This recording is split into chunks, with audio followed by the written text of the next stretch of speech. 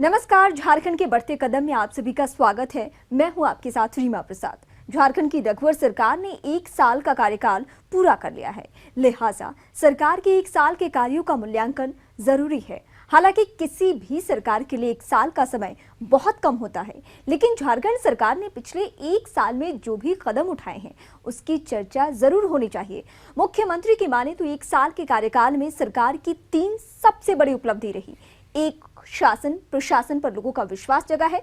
दूसरा, सरकार पर किसी तरह का कोई दाग नहीं लगा। और तीसरा, भ्रष्टाचार पर अंकुश लगाने में सरकार बहुत हद तक कामयाब रही है। इतना ही नहीं, सरकार ने 2019 तक रोड मैप बनाकर उस पर काम करना भी शुरू कर दिया है। बहरहाल शुरू करते हैं आज का एपिसोड, लेकिन सबसे पहले आपको दिखाते हैं इस सप्ताह की सुर्खियां।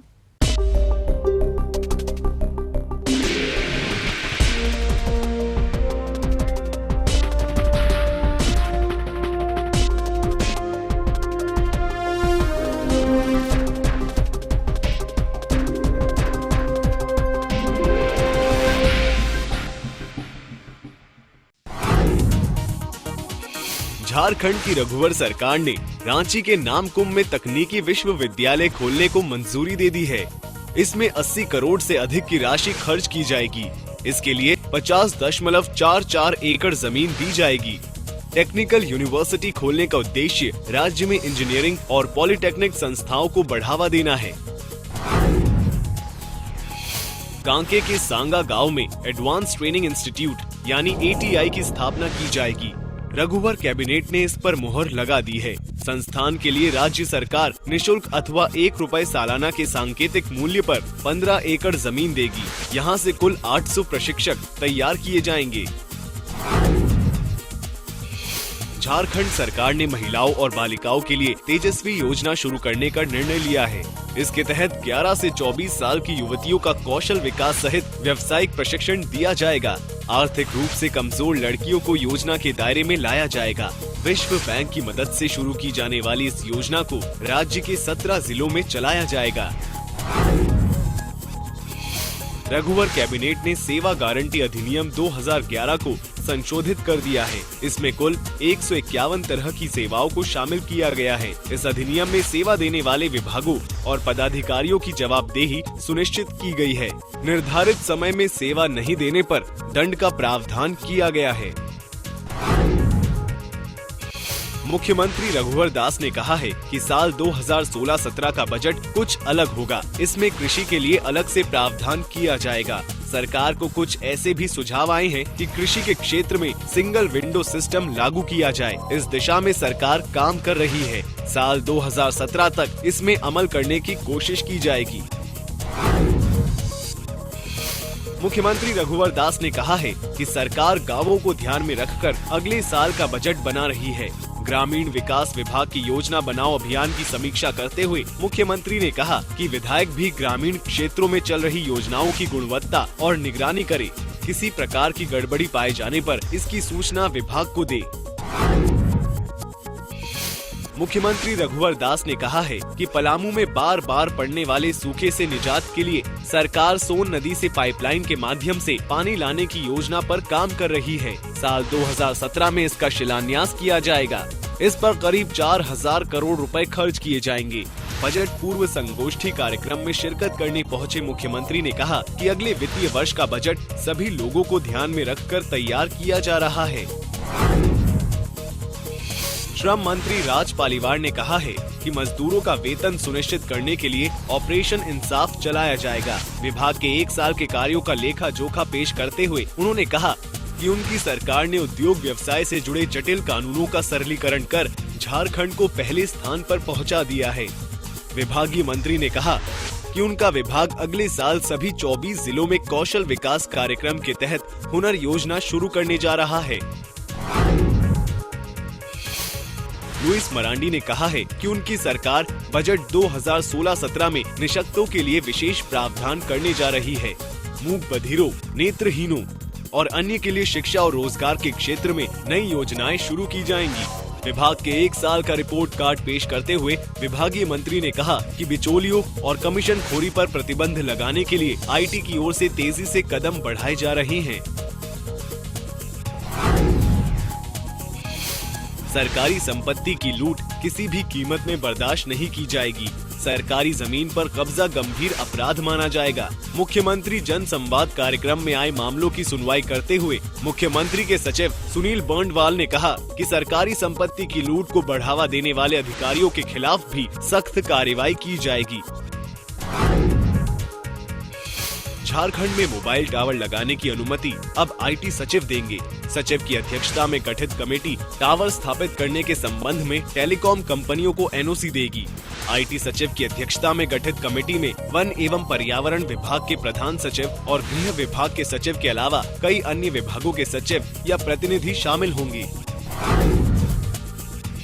राजधानी रांची के बिजली उपभोक्ताओं को झारखंड राज्य विद्युत नियामक आयोग ने एक बड़ी राहत दी है। आयोग के निर्देश के मुताबिक जला हुआ ट्रांसफार्मर अगर 48 घंटे में नहीं बदला जाता है तो बिजली विभाग 25 रुपए की दर से प्रतिदिन उपभोक्ताओं को भुगतान करेगा। इतना ही नहीं, 12 घंटे से अधिक समय तक बिजली भी नहीं काटी जा सकेगी। साथ ही 30 दिन में नया बिजली कनेक्शन देने का निर्देश भी जारी किया गया है।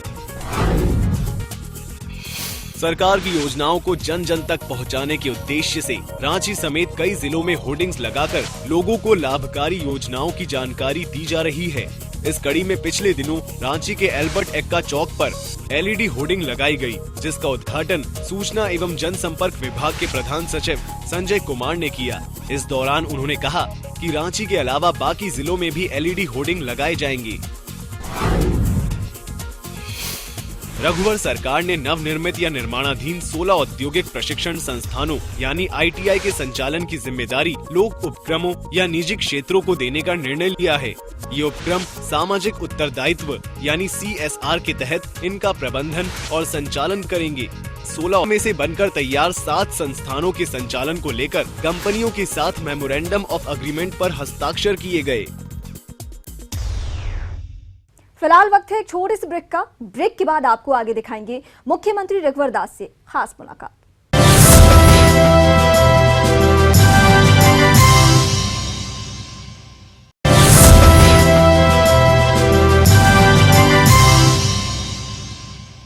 ब्रेक के बाद एक बार फिर से आप सभी का स्वागत है। रघुवर सरकार ने अपने कार्यकाल का 1 साल पूरा कर लिया है। अपने अब तक के कार्यकाल में सरकार की 3 बड़ी उपलब्धियां गिनाई है। ईटीवी झारखंड के संपादक राजेश तोमर से खास बातचीत में मुख्यमंत्री रघुवर दास ने न सिर्फ सरकार की उपलब्धियां गिनाई बल्कि आने वाले सालों का रोड मैप भी बताया। इतना ही नहीं, मुख्यमंत्री ने सकारात्मक खबरों की कवरेज के लिए ईटीवी की जमकर प्रशंसा भी की। तो आइए आपको दिखाते हैं मुख्यमंत्री से खास मुलाकात का कुछ हिस्सा।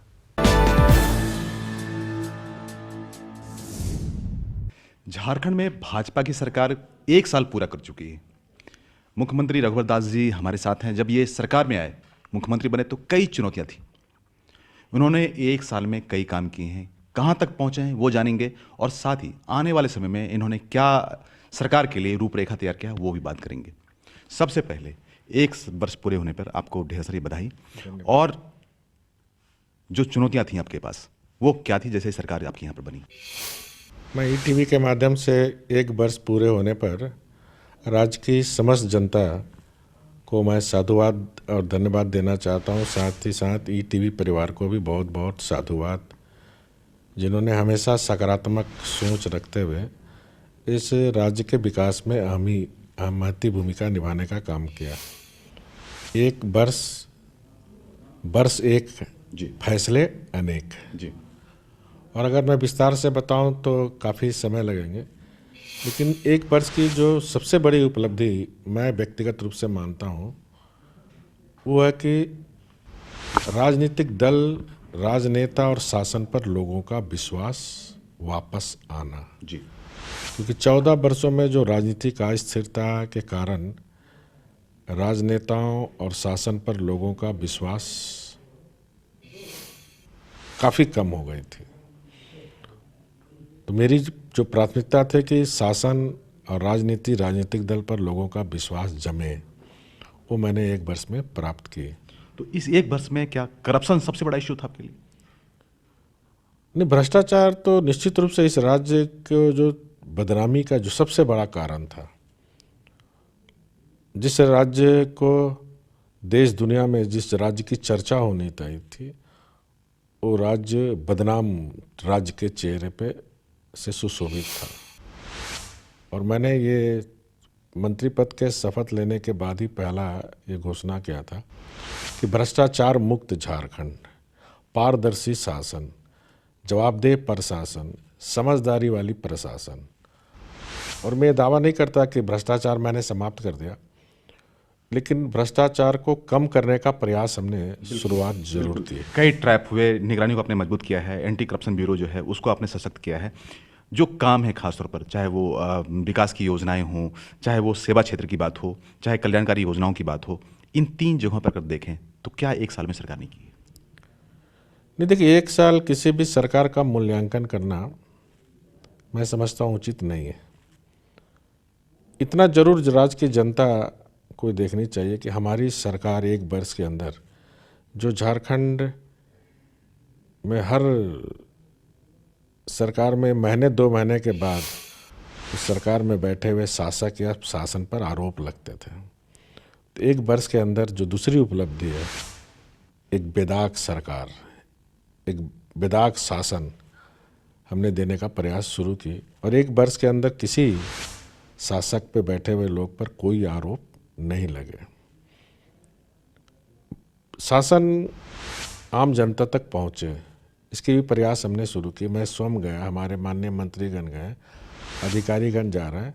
और आईटी को क्षेत्र को हमने ज़्यादा फोकस किया कि इस राज्य में बिचौलिया भी इस राज्य में काफ़ी हावी थे, और इस बिचौलियों के कारण सरकार की बदनामी होती थी, भ्रष्टाचार के कारण काफ़ी बदनामी होती थी।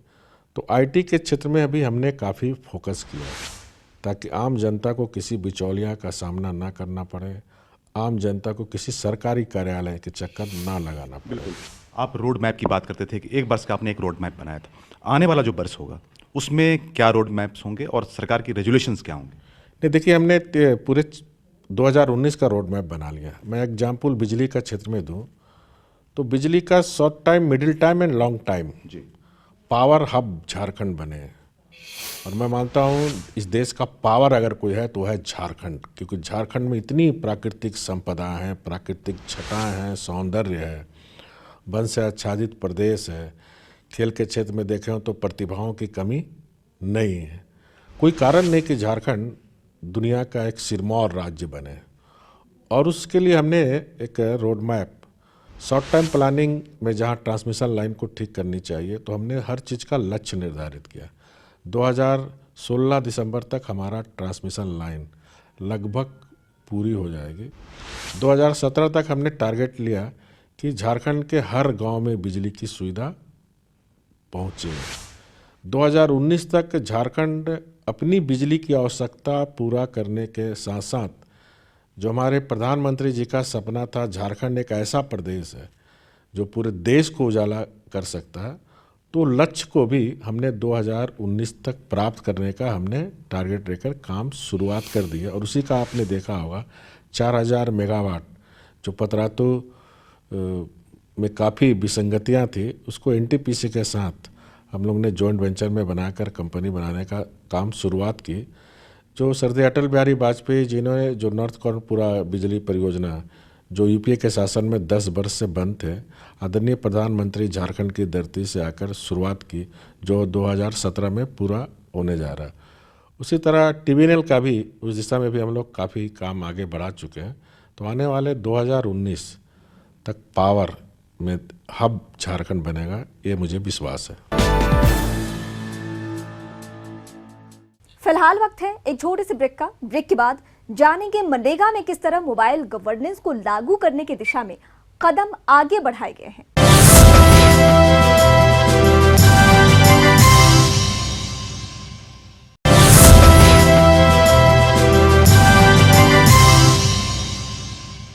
ब्रेक के बाद एक बार फिर से आप सभी का स्वागत है। ग्रामीण क्षेत्रों में मनरेगा रोजगार का एक बड़ा साधन है। खासकर सुखाड़ की स्थिति में लोग पलायन न करें, इसे लेकर मनरेगा एक बड़ा औजार साबित हो रहा है।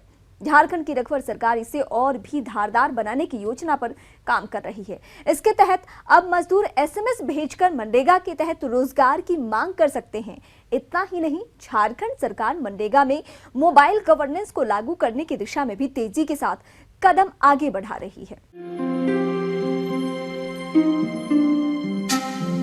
भारत गाँव में बसता है।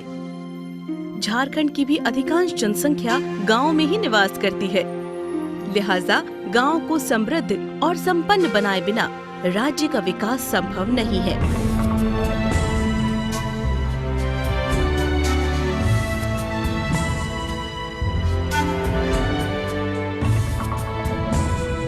यही वजह है कि झारखंड की रघुवर सरकार ग्रामीण क्षेत्रों के विकास को लेकर सजग है।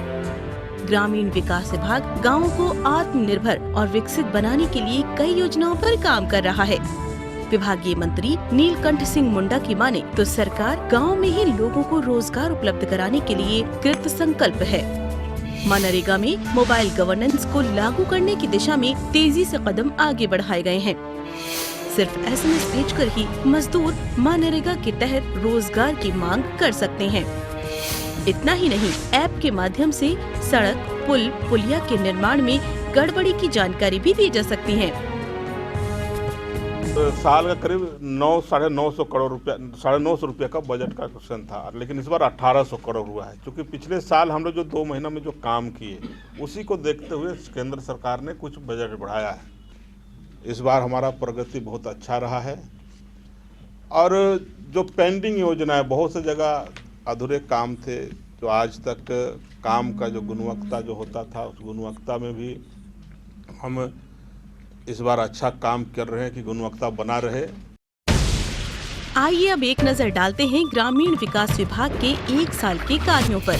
ग्रामीण विकास विभाग ने अब तक 1500 करोड़ की राशि खर्च की है, जिसमें ग्रामीण विकास विभाग ने 1100 करोड़ और पंचायती राज विभाग ने 125 करोड़ की राशि खर्च की है।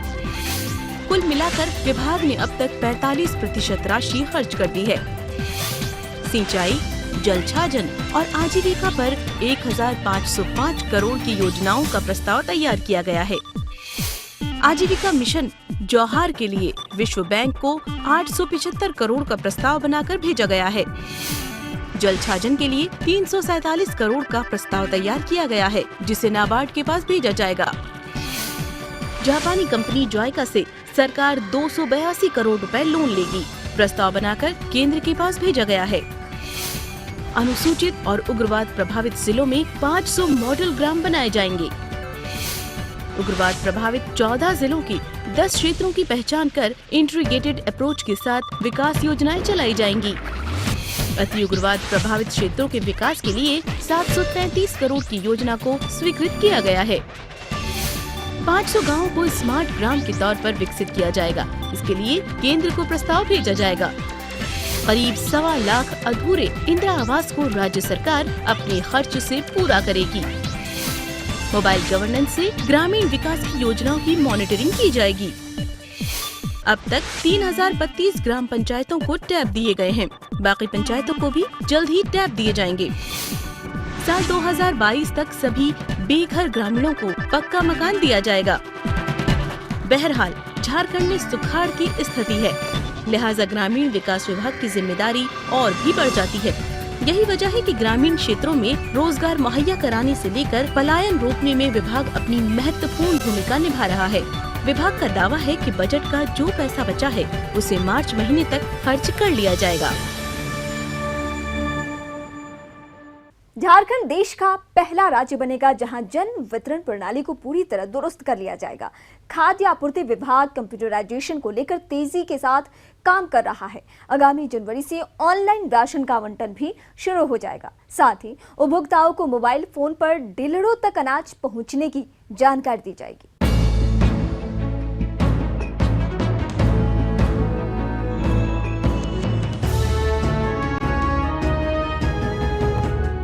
झारखंड सरकार ने खाद्य सुरक्षा अधिनियम को लागू कर दिया है। इससे पहले जहां 35 लाख परिवारों को अनाज मिल रहा था, वहीं अब 51 लाख से ज्यादा लोगों को इसका लाभ मिल रहा है। इतना ही नहीं, जन वितरण प्रणाली में सभी लीकेज को जून तक दूर कर लेने का दावा किया जा रहा है। विभाग में डिजिटलाइजेशन का काम भी काफी तेजी के साथ चल रहा है, लिहाजा PTS में जो भी गड़बड़ियां हैं, उसे दूर करने में कोई भी कोर कसर नहीं छोड़ी जाएगी। विभागीय सचिव विनय कुमार चौबे की माने तो पिछले 1 साल में विभाग ने उपभोक्ताओं के हितों के लिए काफी कुछ किया है।